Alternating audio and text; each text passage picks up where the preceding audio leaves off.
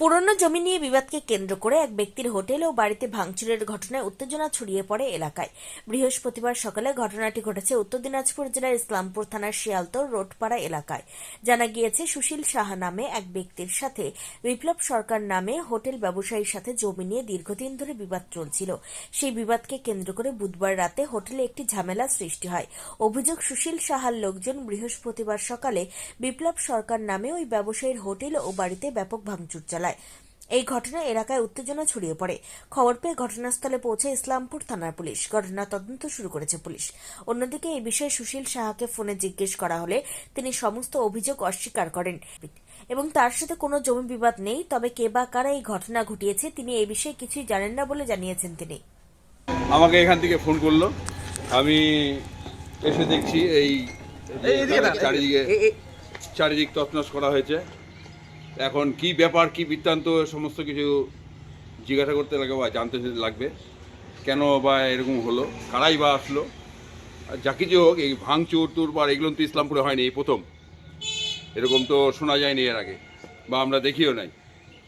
কিন্তু এটা কারা করলো, কেন করলো, কিভাবে করলো, এটা জানতে লাগবে। আমরা দেখি প্রশাসনিক দিক থেকেও দেখি, বলছি, থানায় যাচ্ছি, থানায় গিয়ে দেখছি স্যারের সাথে কথা বলে।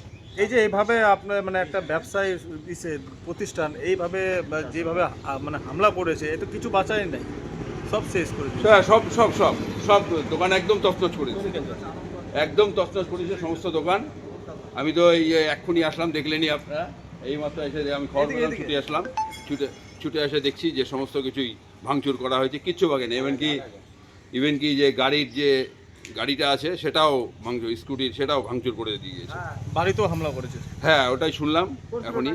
তো আপনারা কি ব্যবস্থা নিচ্ছেন প্রশাসন? দেখি এখন এগুলো শুনে আমরা সময় বসবো, দেখি কি করা যায়। আপনার নাম? আমার নাম বিমল কুণ্ডু। কি পদে আছে? আমি হোটেল অ্যান্ড রেস্টুরেন্ট সভাপতি, সম্পাদক। কি নিয়ে গন্ডগোল?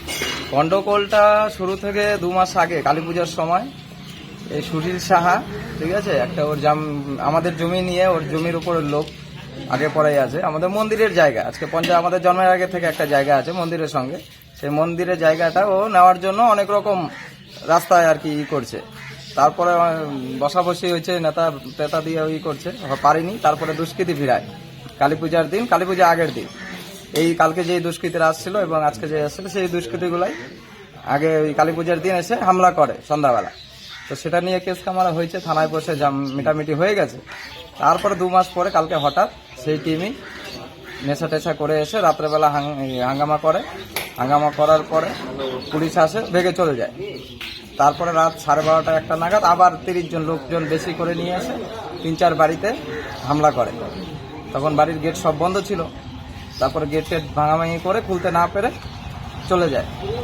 আজকে সকাল 10টা 10:30টার সময় আবার সেই ধনুক নিয়ে নেশা টেশা করে এসে যত আর কি আছে আশেপাশে দুষ্কৃতীরা সব আসার পরে বাড়ি ঘর হোটেল সব কিছু ভাঙচুর করে কালকের রাতটার জন্য। এক বাড়িতে একটা বাচ্চা ছেলে কালকে কি কোনো কি নিয়ে গন্ডগোলটা হয়েছে? কালকে গন্ডগোলটা কিছুই না, হোটেল বন্ধ করার সময় ওরা আসার পরে ডাইরেক্ট আমাকে বলছে, ঠিক আছে, যে তোকে মারতে আসছি। তো এতে 1-2 কথায় হাতাহাতি হয়েছে, আমাকে যে মারছে, ঠিক আছে। তারপর পুলিশকে ফোন করার পরে পুলিশ আসে এবং ওরা ভেগে চলে যায়। ভেগে যাওয়ার পরে আমি হসপিটালে যাই, থানায় যাই। তারপরে রাত্রেবেলা বাড়িতে চলে যাই। থানায় বলে যে সকালে আসো, রাতে অনেক রাত হয়ে গেছে। আমি বাড়িতে আসার পরে 1 ঘন্টা পরে বাড়িতে আবার এরকম দেখি ঢিল ছোড়াছড়ি বাড়ি থেকে, ভিতর থেকে গেট টেট ভাঙতেছে। তারপরে তো পুলিশ আবার ফোন করলাম, পুলিশ গাড়ি আসলো। তো রাত্রেও ভেগে চলে গেল, কাউকে ধরতে পারেনি।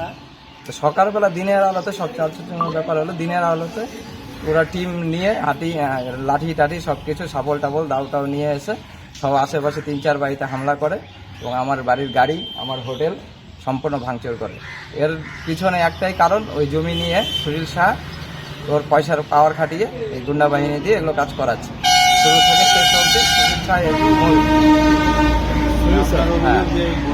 গোটা ঘটনা মাস্টার মাইন্ড হলো সুশীল শাহ। কারণ এই জমি ছাড়া কারোর সাথে আমাদের পার্সোনাল মারলো আনন্দর ছেলে বিষয় হলো সুশীল শাহ রাইট হ্যান্ড। সব আগে পরে ঝুট ঝামেলা, যে কোনো ঝুট ঝামেলা বিষয় দেখে সুশীল শাহ রাইট হ্যান্ড। ওই লোকজন নিয়ে আসছিল, সঙ্গে ও আসছিল, ওই লোকজন সব নিয়ে আসছিল। হ্যাঁ, লিখিত অভিযোগ করবো থানায়, যাবো।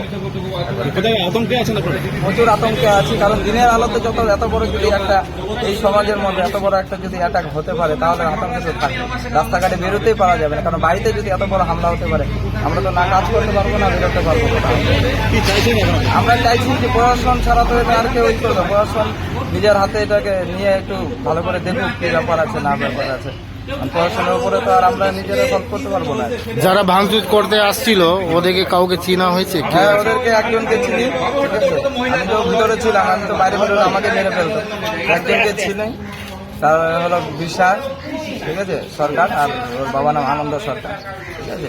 ওর বাবা এখানে সেই বিশাল এখানে বসে থাকে সবসময়, ঠিক আছে। ওই বিশাল ওর জমি নিয়ে গন্ডগোল, আর তাছাড়া আর কোনো গন্ডগোল নেই।